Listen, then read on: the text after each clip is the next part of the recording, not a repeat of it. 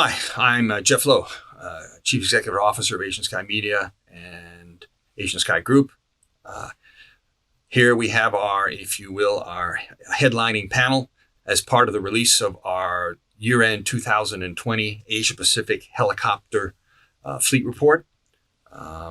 We have, I think, gathered quite an interesting group of participants here to talk about urban air mobility, if you will, couple of platforms, brands that are offering urban air mobility at the moment. So it'll be interesting to get their insights. And then also Han from Volocopter, if you will, one of the OEMs, if we can call you that as such. So introductions there, we've got Amit. Amit's the co-founder and managing director of Blade in India. And then we have Lionel, who likewise is founder and CEO of Ascent in Singapore. And then we have Han, who's head of Singapore and business development in Southeast Asia for Volocopter. And so what I'd like you guys just to spend a little bit of time, and I'm happy to you guys give a little detail, okay? I'm not looking for 10 words. Like I said, I haven't taken the time to go into what you all do, but so take the opportunity, please, to introduce the company and the services and products that you provide. So maybe we'll start with Lionel up in the corner. Please go ahead, Lionel. Hi, great to be here. Thanks, Jeff, for inviting. So Ascent is an air mobility solution service. So we help enabling the ecosystems for air mobility in and within and around cities. And then we run the operation. We help people to move around as well as moving goods, and we also are working on some medical projects to be able to offer medical solutions as well. We have been crafted to work on helicopters today because it's what is available, and we are obviously Ascent's been designed to welcome eVTOLs as soon as they are ready for market. So call me, right, Han? Yeah. But you've been up and running since if I started in 2018, correct? Yes, sure. So we launched in 2018. We are now flying in the Philippines as well as Thailand. We're working on another location right now. Right. So as I said, if you will, whereas a lot talk about urban air mobility, you're doing it today. And so again, for me, an interesting perspective, because you're kind of blazing the trail that a lot of the wannabes are going to be behind, trying to hopefully learn from your experiences as well. So if I can then, so Amit, you're Blade India. So a little bit more about what you're doing. So. Great. Thanks, Jeff, and great to meet my fellow panelists. So Blade India is a joint venture between Hunch Ventures and Blade in the US, right?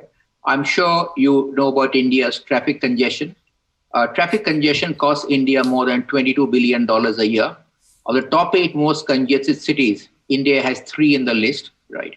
And urban air mobility actually promises to take away a key pain point. A long time back, I used to be in a telecom company at the start of the telecom revolution in India, in Reliance, when there were no wireless phones and just 2 million phones in the country. Today, we are about 1,200 million cell phones, right? And my view is that the disruption in the urban air mobility space will be as large, if not greater, than what happened in telecom, because it's a pain point waiting to be solved. So back again is a year and a half back, we started a pilot using existing helicopters, right?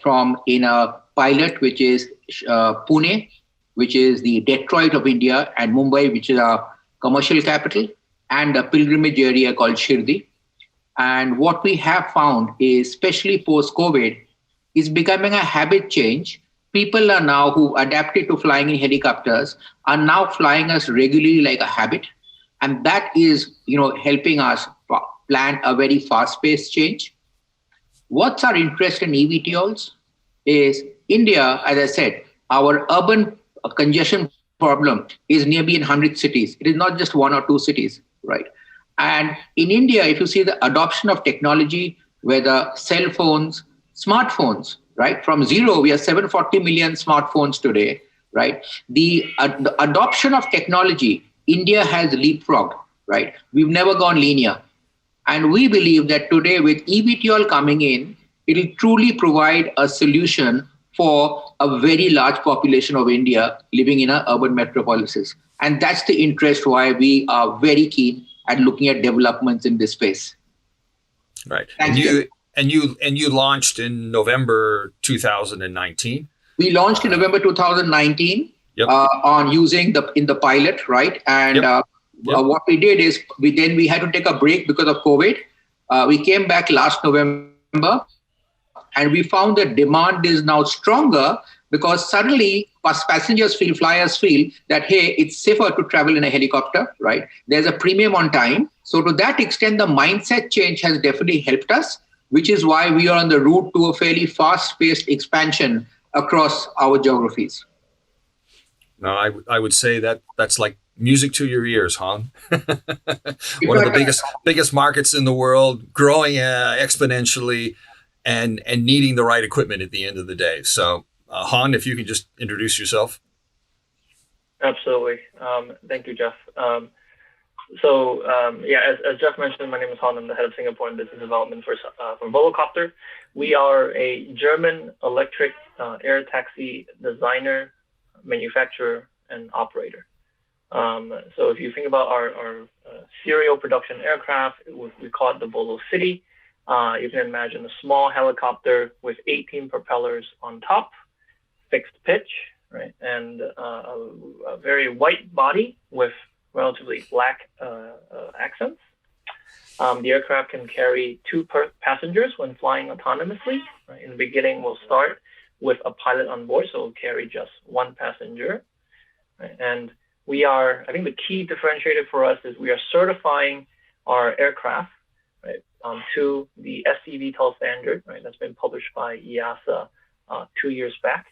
And we have now, our plans, publicly announced plans, has always been to say that we will have the aircraft certified with EASA in the 2022-2023 timeframe, with the goal of launching commercial services very quickly after the type certification.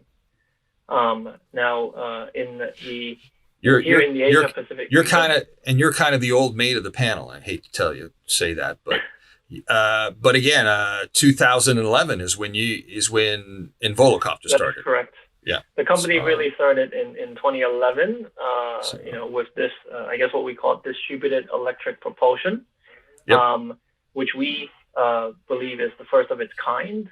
And our founders got a number of calls from NASA in California, actually, after the video went online, to really discuss, hey, how can we work together, etc. Right. So I think that was a moment, a historical moment for us.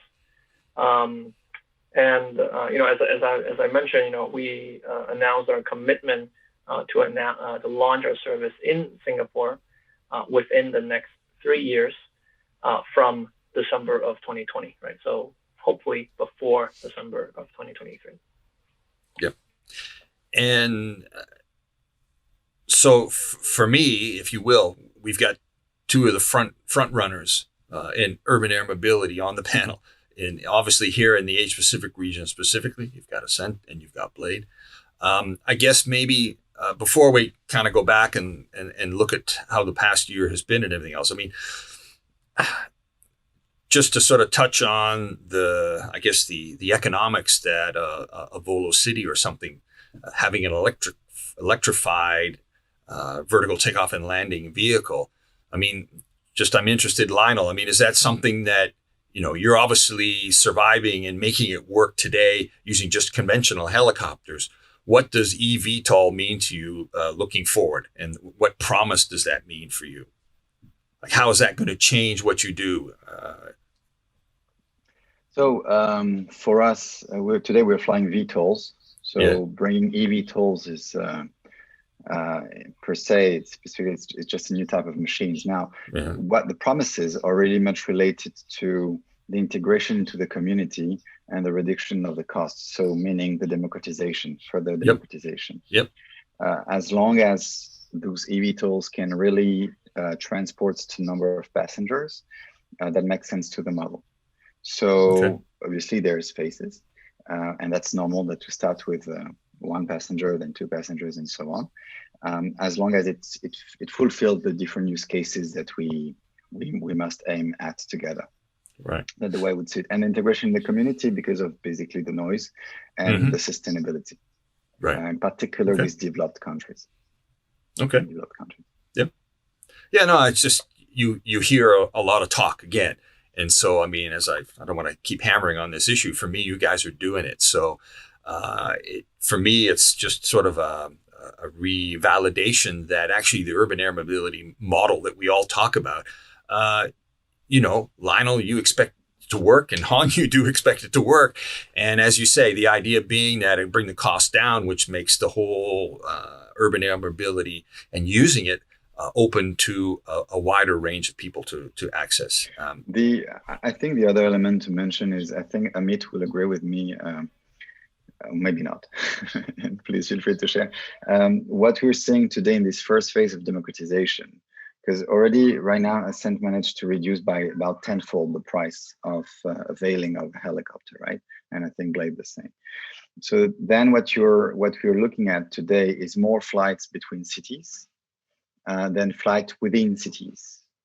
So it might be an element of being used to fly helicopters. Also about value proposition, how can the value proposition of time and our safety can be optimized within an environment which is not yet ready for such, or not yet optimized, I would say, for such kind of journey.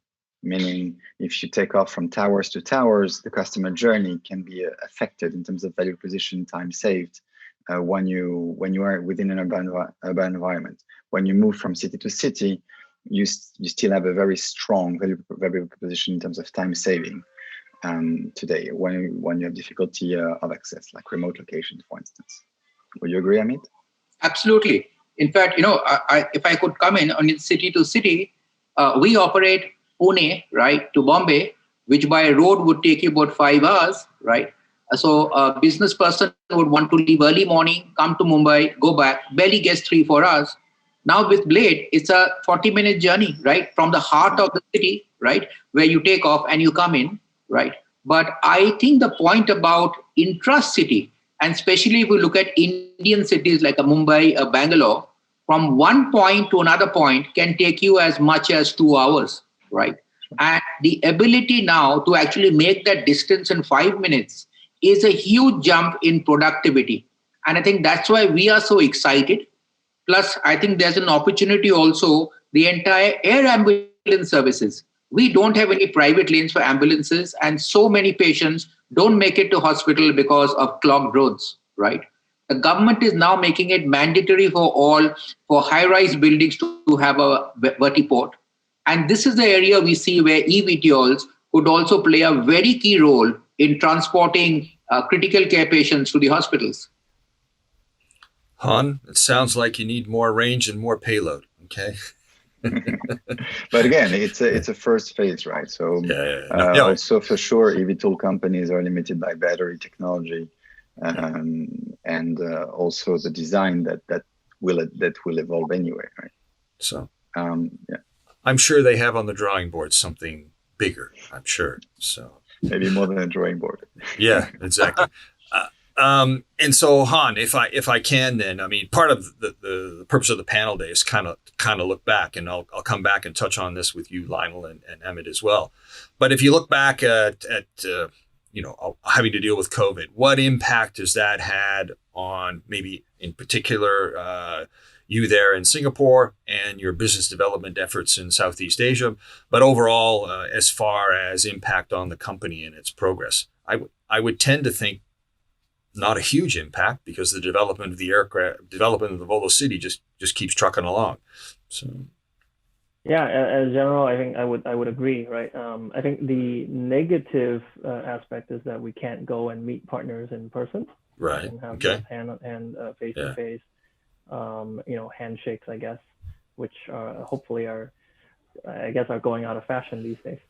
Yeah, but Um, it hasn't hurt your fundraising, that's for sure. You've still been able to. I mean, you haven't had those whites of the eye shake hands available to you, but again, been very successful in raising funds as well. and So frankly, that is true. I think we observe it for yeah, the whole industry, right? yeah, yeah, So I think the amount of interest in the urban air mobility space has certainly peaked. I would say, right, yes, risen significantly over the last year.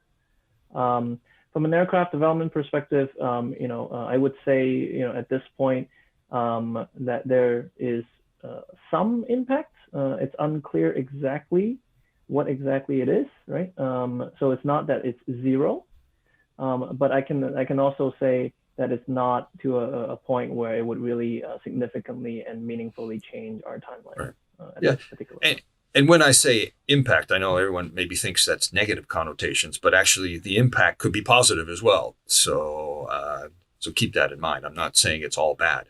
So because I know I having think what talked, we, yeah, I would say what we observe is that there is now a increased, uh, you know, uh, talent as well as asset pool yeah, coming from the existing aviation industry, okay, um, that is now, available, more available than I would say, before COVID, okay, and that is certainly something that, we have been able to take advantage of. sure, sure, okay.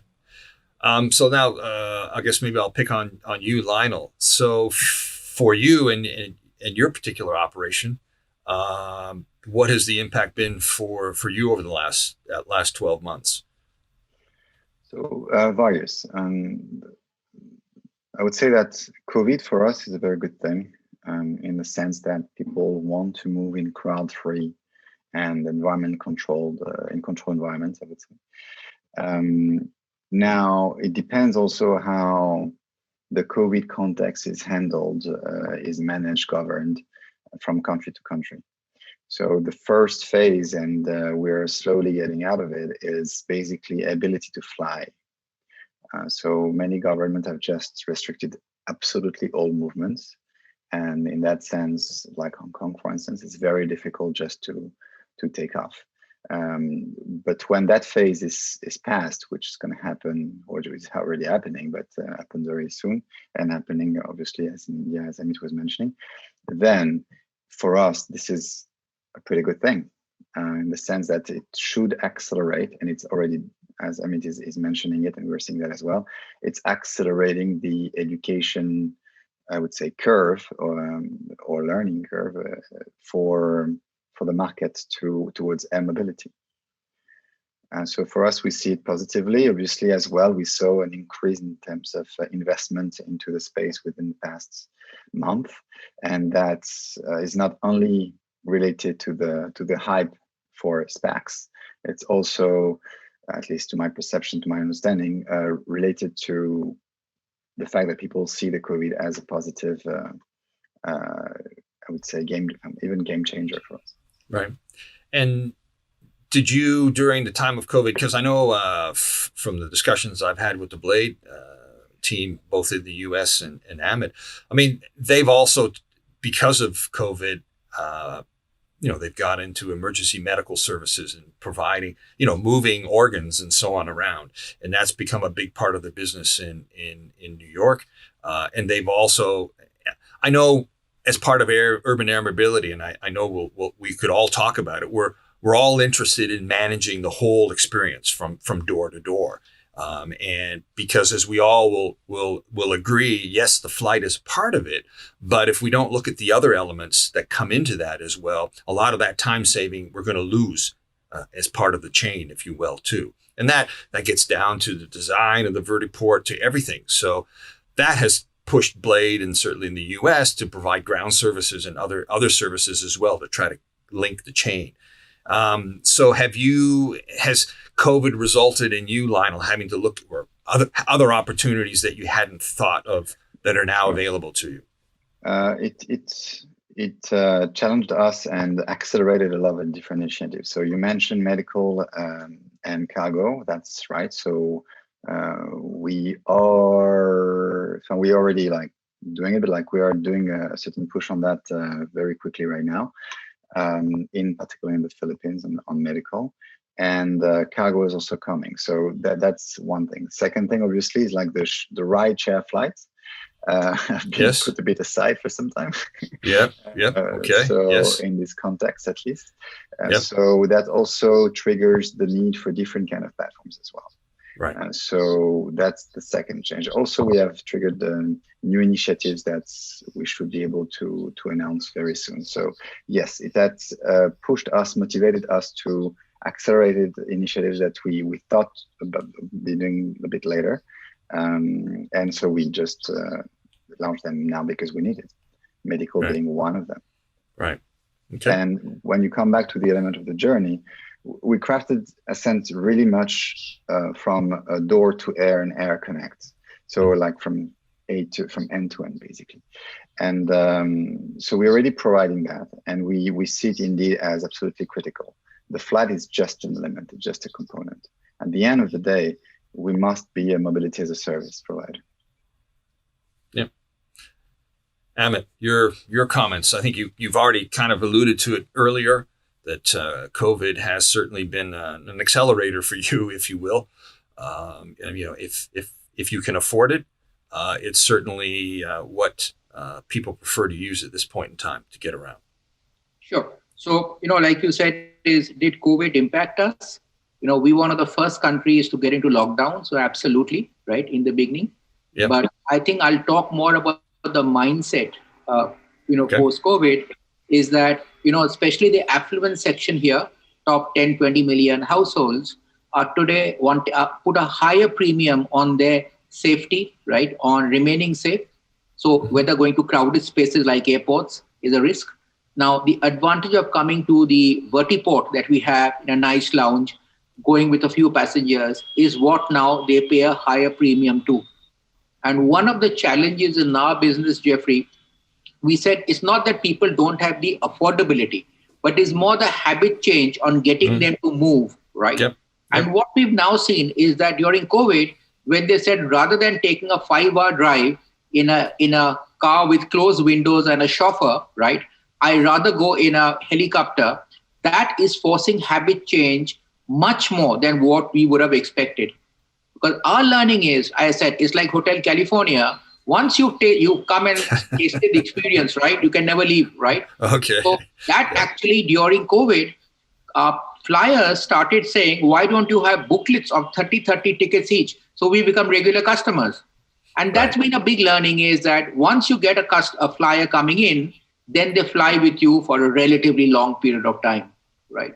I couldn't agree more. And, while I hear the comment on, on buy the seat, in our case, they've actually trusted by the seat because they are with people whom they trust, they kith and kin, the same socioeconomic category, instead of going in a car with a driver and doing 10 hours of driving on the road. So that has helped hell of a lot. Okay. So again, coming back to you, Han, then, as you said, there hasn't had too much of an impact, COVID, for Volocopter. But where do you look? Let's look forward now. Where do you see the next 12 months on unveiling, the next 2-3 years? For you, the big event has to be certainly the announcement of starting commercial services in Singapore in 2023. So that's kind of, in my mind, got to be what you're working to at this point in time. But I'm sure there are a lot of other things too. Yeah, I think it's there's a lot of we have not yet started our commercial service, right, at this current point in time. But we've done we're doing a lot of work in preparation of that. And I certainly appreciate the other two panelists, the position that they're in, because, they're sitting in an operational setting, whereas we are, looking forward to, to offer what they're able to offer today, with our vehicle. I think looking forward, the next 12, 24 months, one of the longer leading items that I think we're very keen, to get started on is actually the construction of a vertiport here Right. in Singapore, specifically for our purpose. And we see that honestly as a key milestone for us. And we anticipate. And a vertiport is not a helipad. Let's just make sure we understand that, right? That is correct. Yeah. We are, seeing some very key differences, between a regular helipad versus, a vertiport that supports, our vehicle, electric, VTOL vehicle. And the infrastructure development, honestly, is one of the longer, leading pieces, for us. Yep. Certainly, yeah. A lot of the articles and I guess opinion pieces that I've read is, I mean, there are OEMs like yourself that are moving down the path in a very sort of structured, regimented way, hitting all those milestones. It's taking time, but I don't think anyone doubts you're not going to get there, and not going to get there when you say you are. So, to a certain extent, people tick that box and say, we got that done now. But certainly an area where everyone seems to be a little bit concerned is all the other infrastructure that needs to be in place to support that. And again, as Lionel was talking, electric vertical takeoff and landing versus using the conventional helicopter. So, if you could come in on that for a minute, the things that we've looked at, right? Saying that the challenge is, we believe that with the likes of Volocopter, we'll get the technology. But one of the key blocks is going to be the vertiports and getting access, because that's very difficult, right? So one of the things in Blade India we've done for the past year and a half is identifying which are the sites which are actually ideal for vertiports, going and in fact starting to secure those assets, because it's the quality of the land that is most important, and there are not too many available, right? And we believe that gives us a huge first mover advantage, because like an example, in Mumbai today, there is just one heliport landing site in Mahalakshmi, and we blocked that. So we are doing this around the country, and this may be 300 to 500, location sites for takeoff and landing, because we realize technology will happen, but it's the other critical success factors like the vertiports, which will be a bottleneck. And that's where we've invested our time during the COVID period. Yeah. Location. Absolutely. Yeah. I'll have some a bit of comments on that, if you may. So what we've been working on during the COVID as well is on our technology to be able to identify what makes sense, crunching a lot of different data points and enabling us to identify basically what are the routes that make sense, at least today, and for what is expecting to be in the future. And we got quite a number of surprises, and I think that's also something for Amit and also for Hong. We got some surprises as well when we discovered the different routes, because what happens today might be very different in the future. In discussion with urban planners, in discussion with different large projects might happen, and also what technology can provide. So with our partners that are vertiport owners, so helipad owners today, vertiport owners tomorrow, and with other partners, what we're looking at is considering more than what happens today as the point, as the definition of locations. My point is identifying some routes today might not be the appropriate one in the future. Yeah, sure, for sure. And so we've been working on that as well, to make sure that efforts and investments are to be led at the right locations. Yep. Right. So I don't know how, Amit, you've been doing that and stuff, but for us that's been quite an amazing discovery, to be honest. So when you said about the locations part, you're right. Is given in a country like India, where there's so much of development taking place, you're right. We are also looking at potential sites. Let's say like a few international airports are coming up in Delhi, in Bombay, and we are carefully looking at demand where not demand today, but where demand 2 years from now will come through. And the advantage is by getting our feet in early, we are able to secure that advantage because the place is still not developed. Very valid point. Okay. So if I can just go back then so for Lionel, if you look ahead the 12 to 3 years, what do you see on your horizon, and what's going to be driving your business? So on our side, it's about expanding within the markets we are in already, and entering into a couple of other large ones. Sure. Yes. And making sure that the three main use cases, which are passenger, cargo, and medical, are fully up and running. And finally, having the technology already plugged with a few OEMs to make sure that we can welcome them I'm talking about eVTOLs OEM in that case, we can welcome them into the ecosystems when and if they are ready. Right. And I would just one thing that for us, and I would say Amit is kind of the same, but Amit, please comment on that. On our side, we believe, and I'm very eager to capture a home perspective on that. We believe that as much as possible, the enablers, and I consider that Blade or Ascent are enablers as well as vertiports, should be agnostic for the greater good. So that's how we've been designing Ascent, having in mind that certain OEMs will have some expertise in certain routes or certain types of routes. That's it. And maybe Amit or Honda. So I didn't fully grasp the point on being agnostic, but as far as in India, in Blade India, what we are looking at is actually collaborating with a variety of eVTOL manufacturers, right? As you said, there are hilly, mountainous routes where somebody may have a specific engine. There are other routes as well. And we would look at collaborating with a variety of eVTOL manufacturers, right? Purely because the diversity and spread of the opportunity we have in a country like ours is so much. Yeah, so that's exactly my point.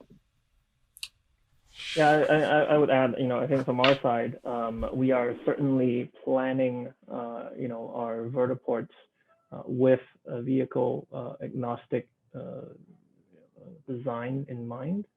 While of course it's in our interest to make sure that the vertiport supports, our own vehicles landing. We acknowledge, right, and we agree with most of the city planning agencies, all the city planning agencies that we work with, that it doesn't make sense to have, vertiports that support only specific vehicles. And we are very much, aligned, with the stance to let's grow the pie together. Let's build up, the infrastructure together, and then, we can compete off of a larger pie. Sure. Plus, when you refer to vertiports, right? I think the way we see it is, for us, the vertiports is like a mini airport where we've got this lounge, right, where flyers come in and have the full customer experience, right, whether a coffee or or light eats, right, and that's the experience that they truly like. Just like in your country, and like Singapore Airlines has a huge heritage of a perfect flying experience. For us, that's very important, with a vertiport as an adjunct for enabling the flight. But the customer experience, like today in India, we've got luxury cars which actually pick up our flyers and bring them to the vertiport, right, on that. So is the entire experience that we are very concerned about, because that gives us stickiness with our flyers. So one last thing I want to talk about, because it's most of the time when people talk about air maneuverability, we also talk about autonomous aircraft. I think we all would agree that's certainly step 2, maybe it's step 3, maybe it's step 4. Everything is going to be with a pilot initially, but when and how do you think we'll ever get to autonomous?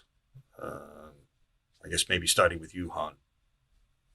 I mean, it was always planned. So Yeah, so our Volocity aircraft is capable of flying autonomously from the beginning.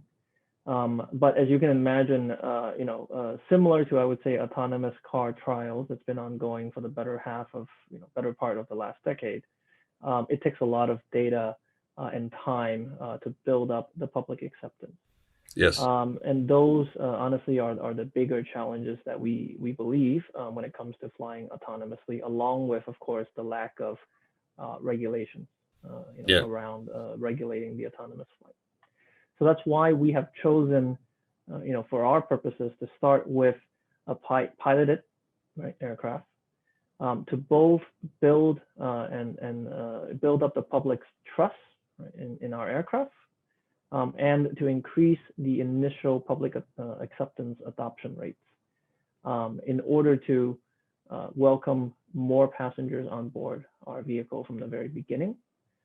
This also, of course, allows us to take advantage of the existing manned aircraft aviation regulations that exist, regulating helicopters, and removes another one of the many barriers and variables, roadblocks for a fast and early launch for us.